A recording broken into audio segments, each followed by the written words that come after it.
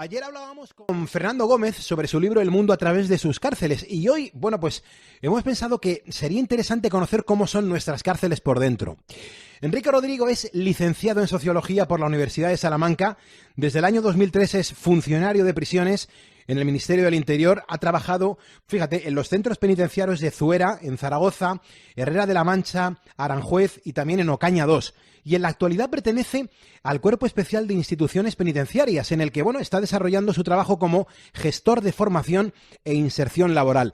Desde hace 2 años es el portavoz, junto a otros funcionarios, de la Asociación de Trabajadores Penitenciarios Tu Abandono Me Puede Matar. Y claro, está dedicando su trabajo, su esfuerzo a la defensa y a la promoción del reconocimiento social y laboral del personal penitenciario español. Está poniendo las calles con nosotros ya. Enrique Rodrigo, buenos días. Hola, buenos días, Carlos. ¿Cómo estás? Pues nada, aquí encantado de haber sido invitado por vosotros a hablar con vosotros. Siempre es un placer. Qué bueno. Oye, Enrique, tú eres una persona acostumbrada a convivir con personas que por alguna situación pues han perdido su libertad. Es decir, que están en la cárcel. Enrique, ¿cómo son las cárceles españolas? Me refiero a la seguridad, por ejemplo, y también a la comodidad de nuestros presos. Bueno, las cárceles españolas te diré que yo creo que son razonablemente cómodas y razonablemente seguras. Son razonablemente cómodas porque la mayoría de ellas son cárceles modernas, construidas en la década de los 90 y de los 2000, y sabemos que son confortables no solamente por la estimación que hacemos los funcionarios que trabajamos en ellas, sino porque nos lo cuentan también distintos internos, muchísimos, que han cumplido parte de sus condenas o que han cumplido alguna que otra condena en distintas prisiones de diferentes países. Pero no solamente a lo mejor del estereotipo que estamos pensando de Latinoamérica, sino también en cárceles europeas. Por eso sabemos que las nuestras, en cuanto a confortabilidad, en cuanto a habitabilidad, pues son mejores. En cuanto a seguridad, también razonablemente seguras. Estamos en un entorno que siempre es potencialmente violento. Tú fíjate, Carlos, que nosotros trabajamos con un público, digamos, difícil, que en muchas ocasiones tiene acreditada ya una conducta violenta, por eso acabó en prisión. Entonces, pues la seguridad siempre es relativa y nosotros nos esforzamos porque el devenir diario en las prisiones españolas pues sea pacífico. No siempre es posible porque tenemos poco personal, pero bueno, lo intentamos, le ponemos mucho empeño. Enrique, cuando también me refiero a la seguridad, me refiero tanto a la de los presos como a la de los funcionarios de prisiones, porque, oye, hay gente que también se la está jugando, bueno, en cierta manera, claro, pero claro, los funcionarios de prisiones tienen que estar cómodos, tienen que estar trabajando con sus medidas de seguridad y tienen que estar en un ambiente, pues, donde se sientan cómodos. ¿Los funcionarios de prisiones están cómodos trabajando en las cárceles españolas? No, la verdad es que debo decir, y siento hacerlo, que en los últimos años no, venimos reivindicando y venimos reclamando ya en los últimos meses, también en los últimos años, mayor seguridad para internos y para funcionarios. Porque mira, cuando falla la seguridad de todos. Y entonces reclamamos mejoras materiales, mejores medios técnicos y también el incremento de medios humanos. Somos muy pocos funcionarios y además las plantillas están notablemente envejecidas. La media de los funcionarios españoles supera los 52 años de edad. Nosotros, que enfrentamos a una población reclusa que es bastante joven, en ocasiones domina artes marciales, en ocasiones pertenece a organizaciones criminales con carácter paramilitar que procede de países del este, es decir, es complicado. Para haber mayor seguridad hay que dedicarle dinero, eso es imprescindible y eso ha de traducirse pues en mayor número de funcionarios porque eso redundará, como digo, en la seguridad de todos, tanto de internos como de funcionarios y también en la calle, porque tarde o temprano los internos acabarán saliendo a la calle y de la reinserción que reciban y del trato que reciban en prisión por parte de los técnicos, pues también depende de la seguridad de todos los españoles una vez que los internos abandonen la prisión con el paso de los meses o de los años, cada uno dependiendo de la condena que tenga. Enrique Rodrigo, hay mucha gente que te está escuchando, hay mucha gente que está trabajando ahora, que sale de trabajar, los insomnes, pero nos escuchan muchísimas personas. Hay muchos que no saben cómo funciona todo esto, cómo funciona el mundo de los presidiarios, ¿no? De la gente que está recluida en una prisión española. Por ejemplo, cuando una persona ha sido juzgada y se dictamina que es culpable y que tiene que ingresar en prisión, ¿la entrada cómo es? Porque estamos acostumbrados a verlo en las películas, pero no sabemos en realidad cómo se suceden los pasos. Bueno, pues te diré, Carlos, que al menos en España, la realidad no se corresponde en absoluto con el estereotipo cinematográfico, ¿eh? Esa es la verdad, al menos tal y como yo lo percibo. No se parece en absoluto, ni siquiera cuando la película es española, cuando la serie es española. Aquí en España las cosas suceden de la siguiente manera. Cuando tú ingresas en prisión, bueno, más allá del preceptivo cacheo para asegurarnos de que no vas a introducir ningún objeto prohibido o peligroso al interior de la prisión, una vez que haces eso, en las siguientes 24 horas vas a ser atendido por distintos profesionales de la institución penitenciaria para asegurarte que ese ingreso en prisión se hace de la manera más cómoda y menos traumática posible. Te va a haber un educador, te va a haber un trabajador social, te va a haber un psicólogo, te va a haber casi inmediatamente un médico, te va a haber un jurista, es decir, vas a estar atendido por distintos profesionales técnicos que te van a guiar en estos primeros pasos, que te van a atender, que te van a tomar los datos y, digamos, del resultado de esas entrevistas y de esos encuentros, pues saldrá la clasificación inicial, es decir, el destino al que tú irás a ocupar dentro de esa prisión, el módulo. Dependiendo de tu perfil, se te destinará a un lugar o a otro, digamos, en función de los informes que eleven al director de la prisión esos profesionales penitenciarios. Uh-huh. Y poco más. Si has entrado en la indigencia más absoluta, la prisión te facilita todo lo que necesitas desde el primer día. Desde la ropa, por supuesto, todo el alimento, toda la atención sanitaria, o psicológica, psiquiátrica, y a partir de ahí pues tienes una plantilla, como digo, lamentablemente escasa de funcionarios de prisiones que se van a esforzar en que la convivencia sea ordenada, en que tú respetes a los demás internos y, por supuesto, también a los funcionarios, y de que puedas cumplir tu condena en las mejores condiciones posibles. Uh-huh. Este es nuestro afán, en esto nos empeñamos y a partir de ahí pues depende un poco, digamos, de la conducta de cada uno, que no siempre es fácil de llevar porque el ingresar en prisión supone una frustración tremenda y a menudo es el último paso, el último capítulo de un libro que ha ido, digamos, decayendo hasta el ingreso en prisión. Es así, es complicado. De perder la libertad es terrible, eso no hay que olvidarlo. Me imagino. ¿Cuántos se han acercado a los funcionarios de prisiones o ha intentado? Me imagino que hay sacerdotes en las cárceles, ¿no? Sí, por supuesto. En las cárceles hay sacerdotes de todas las confesiones, digamos, autorizadas por el Ministerio del Interior. No solamente hay sacerdotes, sino también hay imanes para los internos musulmanes, también hay pastores para los evangélicos, es decir, para también para los judíos, y visitan con regularidad las prisiones. De manera que aquel que desee y quiera participar, digamos, de su religión, pues también se celebran los cultos en un área colectiva, que es el área cultural, en un salón de actos, y ocurre todas las semanas con absoluta normalidad en todas las prisiones. De manera que el que quiera llevar una convivencia pacífica, pues puede hacerlo en las prisiones, y también la asistencia espiritual, bueno, pues está garantizada, todo hay que decirlo, así es. Eso es importante. Me imagino que muchos presos, o unos cuantos, o alguno, o uno, se tiene que arrepentir de lo que ha sucedido en su vida para que acaben en la cárcel. ¿A esa gente se les escucha? Sí, naturalmente, desde el primer día. De hecho, nosotros celebramos cuando un interno verdaderamente se arrepiente. Qué bueno, y decide enmendarse. Lo que ocurre es que... Qué bueno, Enrique, lo que estás diciendo. Enrique, lo que estás diciendo es muy bonito, ¿eh? Naturalmente, porque, como digo yo, la convivencia pacífica beneficia no solamente a los internos, sino a los propios funcionarios, que vamos con la voluntad de tener una jornada absolutamente tranquila. Pero sí, claro que se les escucha. Tenemos un equipo técnico de psicólogos también insuficiente, pero que se esfuerzan en llegar a todo el mundo y tienen asistencia psicológica, tienen, como tú has dicho, los sacerdotes de las distintas religiones que se encargan de atenderlos y tienen la conversación amable, a menudo siempre que lo desean, de los funcionarios de interior, que son, digamos, los que están en primera línea, los que atienden habitualmente al interno desde que se levanta a las 8 de la mañana. Lo primero que ve es un funcionario de prisiones, y ese funcionario es el que les atiende durante todo el día. Fíjate que los funcionarios que trabajamos en el interior de una prisión, a menudo hacemos jornadas de 14 horas, desde las 8 de la mañana hasta las 10 de la noche. Todo ese tiempo lo pasamos con internos, durante semanas, durante meses y en ocasiones durante años. Bueno, pues al final, si hay buena voluntad por las dos partes, puede haber un trato cordial, y así ocurre con frecuencia. Hay casos también, y es lo lamentable, en el que, bueno, pues como decían los cómics cuando éramos pequeños, hay irreductibles galos que no acaban de enmendarse y dan lugar a episodios violentos que todos padecemos. O bien otros internos, o bien otros funcionarios que son agredidos cuando van a su jornada de trabajo. Esto también ocurre y ¿por qué negarlo? Claro, es así. Enrique, con todos los años de experiencia, con todos los años que llevas dedicándote a esto, ¿has visto presos que se hayan reinsertado? Sí, No demasiados, porque, mira, debo confesarte que es muy habitual a lo largo de los años de carrera penitenciaria que veas cómo hay un volumen importante de internos que llevas conociendo durante años porque entran y salen permanentemente de prisión, porque para ellos es un ejercicio habitual. Incluso diría que hay sagas familiares que entran y salen permanentemente de prisión. Pero la reinserción, aunque yo diría que es escasa, no debemos negar lo que existe. Y todos nos esforzamos en que funcione. Y como te decía al principio, reivindicamos más medios económicos y humanos para hacer efectiva la reinserción que nos tiene encomendada la Constitución.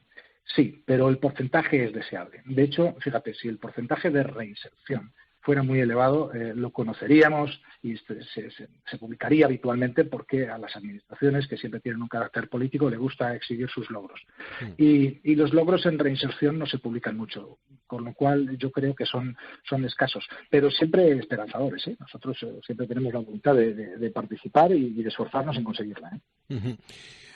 Enrique, en esta época de coronavirus, de medidas extraordinarias, no sé cómo se está llevando a cabo la distancia de seguridad y todo esto en las cárceles, porque si fuera es complicado, en una cárcel, ¿cómo se gestiona? Es complicado porque estamos hablando de un colectivo numeroso, de una colectividad grande, importante. Prácticamente las prisiones españolas, pues una prisión normal puede tener 500 internos, pero las prisiones tipo, las modernas prisiones que te hablaba antes de los años 90 y 2000, son prisiones que en el menor de los casos tienen 1000 internos. Hombre, no hay hacinamiento, pero son muchas personas, de manera que la transmisión comunitaria que dicen los técnicos es muy posible, es muy frecuente. Lo vivimos todos, internos y funcionarios, con temor y con preocupación, sobre todo al principio de la pandemia, cuando todos estábamos muy desorientados y cuando carecíamos de los medios más elementales para protegernos. Las mascarillas, hubo prisiones españolas donde a algunos funcionarios se les prohibía el uso por temor a que los internos se pusieran nerviosos, se inquietaran ante la proximidad del virus, cuando luego sabemos que las mascarillas lo que hacen es proteger al que tienes enfrente. Hay temor, hay algunas dificultades, hay muchos funcionarios en cuarentena, hay bastantes internos contagiados. La primera hora la salvamos razonablemente bien, la segunda parece que es complicada, pero, repito, con inquietud y reclamando de nuevo esfuerzos por parte de la Administración para proteger a internos y funcionarios. Ahora mismo se están cancelando buena parte de los permisos, se están cancelando también las comunicaciones íntimas, no así los locutorios, que todavía se están celebrando, pero todo parece indicar que de seguir así la evolución, esta segunda ola de la pandemia, de nuevo habrá que aislar a las prisiones como se hizo al principio. Es muy probable que esto ocurra porque, como digo, la enfermedad también está evolucionando dentro de las prisiones, quizá con más virulencia que al principio, que en la primera ola. Qué barbaridad.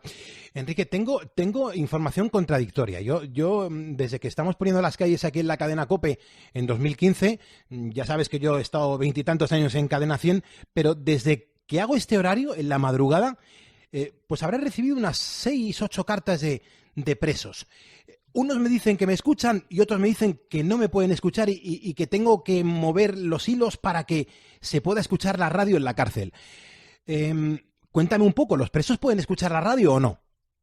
Claro, naturalmente, y ver la televisión e ir al cine, es decir, la actividad cultural y con los medios de comunicación en las prisiones españolas es absolutamente normal. Como te digo, nada tiene que ver el estereotipo cinematográfico. Prácticamente todas las celdas de las prisiones españolas tienen una televisión. Es verdad que es a cargo del interno. Hubo prisiones, de las últimas, que incluso se abrieron con unos plasmas estupendos en cada una de las celdas, pero la realidad hoy en día es que las televisiones que hay en las televisiones de la celda, más allá de las que puede haber en un comedor o en una sala común, pero todas las celdas tienen una pequeña televisión de 29 pulgadas que se provee el propio interno y que la ven todas las noches y, por supuesto, escuchan la radio. Quizá, mira, ocurre una cosa, muchas de las prisiones españolas están en medio del campo. Las nuevas prisiones españolas están en medio del campo. Sí. Y eso en ocasiones genera algunos problemas de cobertura, es cierto, pero no porque la Administración no provea, como digo, todo tipo de facilidades para que la gente esté perfectamente comunicada. Y la televisión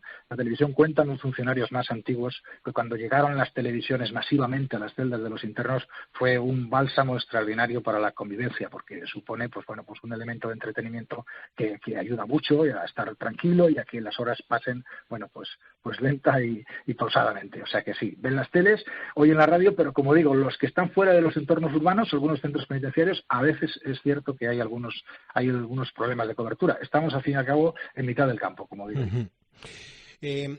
¿Los funcionarios de prisiones pueden llegar a empatizar con la situación de algún preso? Cuando digo empatizar, me refiero a que puede entender lo que está sufriendo o puede entender la situación que ha dejado fuera de la cárcel y sabe de su situación real. ¿Eso existe o también es de película? No, eso es cierto, pero sería inevitable. Como te decía al principio, los funcionarios que trabajan en el interior de las prisiones o los que visitan cada día las prisiones tienen un contacto frecuente con los internos y sería imposible no empatizar. Entonces ocurre pues que ellos te cuentan sus problemas, necesitan contárselo a alguien. Ocurre a veces que necesitan contárselo a alguien del exterior, es decir, alguien que no sea interno como ellos, alguien que proceda de la calle. Te confían sus secretos, te confían sus problemas familiares y a veces hacemos también de paño de lágrimas. En ocasiones tenemos que enfrentar un episodio violento y en otras ocasiones, pues tenemos que atender todo tipo de vicisitudes que tienen los internos, porque fíjate, Carlos, mira, cuando tú entras en prisión, al principio tienes muchos amigos y muchos familiares y el apoyo de todo el mundo, pero cuando pasan los años mantener eso es más complicado. Yo he visto muchos internos en el que la gente se cansa de esperar y quizá también es natural, pero no es fácil que una novia o que tu esposa te espere eternamente durante años o que tus amigos también lo hagan. Y cuando ese apoyo externo decae, pues el interno a veces queda abatido y necesita el apoyo de todos, el apoyo psicológico de los profesionales, el apoyo de sus compañeros y el apoyo del funcionario que, como te digo, lo ve todos los días, todas las semanas, durante meses y durante años. De manera que sí, hay situaciones muy desagradables, pero también hay ocasiones muy, muy, muy satisfactorias en las que al final todos somos personas, compartimos el mismo espacio, como te digo, durante muchas horas y a veces hay que confraternizar y eso es bueno para todos y además es un elemento de distensión, es decir, eso relaja mucho el ambiente. No hay nada más tranquilizador para un interno que tú hables con él durante tiempo. Enrique, ¿cuál es el preso más joven que te has encontrado en una cárcel y cuál es el preso más mayor que has conocido en una prisión? Yo he visto internos y es muy, muy raro de 87 años. Por favor. Y he visto internos de 19. No es habitual verlos de esos extremos porque un juez se lo piensa muy mucho antes de enviar a prisión a un interno de este perfil, pues por circunstancias evidentes, porque uno de 19 años probablemente la cárcel es seguro que le ayuda poco. De tal manera que piensa que cuando un juez se ve obligado ya a enviarle a prisión es que ha delinquido probablemente en muchas ocasiones y con suficiente gravedad. Y el mismo caso para el de los ancianos. Pero últimamente la Administración Penitenciaria incluso tiene programas específicos, programas de tratamiento para tratarlos, no solamente para internos jóvenes, sino también hay módulos específicos para internos mayores, para ancianos. Tenemos módulos casi diría yo que llenos de personas mayores que han tenido una derivación de su enfermedad mental, que han acabado resultando violentos o que han tenido un delito sexual con menores. Todo hay que decirlo, esto no es Disneylandia. La cárcel se confina a aquellas personas que la sociedad ha apartado porque han roto las más elementales normas de convivencia. Pero sí, hemos tenido y tenemos internos ancianos y tenemos internos muy, muy jóvenes, de 19 añitos. Yo de 18 no he visto ninguno, pero de 19 sí, bastante. Hay gente que piensa que la cárcel es donde uno se vuelve realmente malo. Bueno, la cárcel puede ser un lugar de aprendizaje para una vida delincuencial posterior. A veces ocurre, pero no tiene por qué serlo. Generalmente la cárcel, si tú quieres participar de lo bueno de la cárcel te ofrece esa posibilidad. Si tú renuncias a hacerlo, también puedes hacerlo porque allí es una universidad de la delincuencia también, ¿por qué no decirlo? Pero hay oportunidades para todos. Sí, a veces hay aprendizaje para continuar la carrera delictiva en el exterior. Puede serlo, es normal, es un ámbito de personas que han delinquido, que están cumpliendo una condena y que hablan unas con otras y que se confían, digamos, sus aprendizajes. Puede ocurrir, sí, es cierto. Enrique Rodrigo, estamos terminando de esta charla. Me quedan 50 segundos que te quiero contar una cosa que sucede cada vez que en voz alta digo que la equiparación salarial para los funcionarios, a los policías, los guardias civiles, tiene que llegar de una manera inmediata. Es algo así que yo siento, y es que me he propuesto que mientras yo tenga un micrófono, creo que esto lo tengo que defender a pies juntillas. Yo soy de los que no entiende por qué hay unas policías autonómicas que cobran una barbaridad y tenemos unos funcionarios, Guardia Civil, Policía Nacional, que cobran muchísimo menos elaborando o haciendo la misma labor. Cuando yo digo esto en la radio y digo equiparación salarial ya, me encuentro con un montón de mensajes de funcionarios de prisiones. En 40 segundos, Enrique Rodrigo, ¿tú me puedes decir qué estáis reivindicando? ¿Cómo es la situación salarial de los funcionarios de prisiones? Mira, la situación salarial de los funcionarios de prisiones, en primer lugar, te agradezco muchísimo estas últimas palabras tuyas, es absolutamente lamentable, porque nosotros tenemos en la actualidad unos salarios depauperados que proceden de la anterior crisis económica, de la de 2007, de la de 2008. Y esto nos resulta especialmente gravoso cuando vemos que hay funcionarios de otras administraciones públicas, en este caso la catalana, que hace exactamente el mismo trabajo que nosotros y que cobran como mínimo entre 600 y 700 euros más, dependiendo de las categorías. Hay algunas incluso 1.000 euros más. Esto es un agravio comparativo absolutamente intolerable. ¿Que depende de quién, Enrique? ¿Depende del Ministerio o depende de la Generalitat? Del Ministerio del Interior, que para más INRI también paga los salarios a través de las transferencias, naturalmente, pero paga también los salarios de los funcionarios de prisiones catalanes. Sin embargo, a los del resto de la nación, a los del resto del Estado, a los del resto de España, pues nos margina pagándonos sustancialmente menos que a los otros. Esto, como repito, es inaceptable y nunca renunciaremos a exigir lo que legítimamente nos corresponde. Tenemos un trabajo complicado, un trabajo intenso y queremos, como mínimo, pues una igualdad de trato con el resto de funcionarios, que no diré yo que estén extraordinariamente pagados, pero hombre, al menos queremos cobrar como ellos. Fíjate que nosotros, los funcionarios de prisiones, y con esto ya acabo, hemos vivido últimamente la marginación dentro del propio Ministerio, porque la Policía y la Guardia Civil caminan lentamente hacia la homologación salarial con las policías autonómicas y han tenido ya 2 tramos de subida salarial. Bueno, los funcionarios de prisiones, nada, absolutamente nada. 0 euros. Así que, pues nos descansaremos hasta conseguirlo y yo te agradezco. Cada vez que mencionas nuestra causa, pues tienes ahí a miles de funcionarios de prisiones detrás celebrándolo. Muchísimas gracias, Carlos. Se hace con el corazón porque entiendo que es una realidad y que este tipo de trabajador, esta gente que está velando por la seguridad a través del Ministerio del Interior, de las Fuerzas y Cuerpos de Seguridad del Estado, pues yo creo que esto se les tiene que reconocer y tienen que estar contentos. O sea, no se está pidiendo una barbaridad, se está pidiendo una equiparación. Si hay muchos que cobran mucho, pues equiparémoslo ahí y que todo el mundo esté a gusto y feliz, porque la función es bastante dura y es vital para nuestro Estado de Derecho. Enrique, me alegro un montón de haber hablado contigo. Me apetecía mucho y ojalá tengamos más oportunidades. Muchísimas gracias, Carlos. Tienes mi gratitud y la de todos mis compañeros. Cuando quieras estamos a tu disposición para hablar de prisiones, de la vida, de lo que a ti te apetezca. Ahí Genial. Estaremos contigo, poniendo las calles siempre que nos lo pidas. Claro que sí. Enrique Rodrigo, funcionario de prisiones del Ministerio de Interior y un crack en la comunicación. Seguimos aquí en COPE.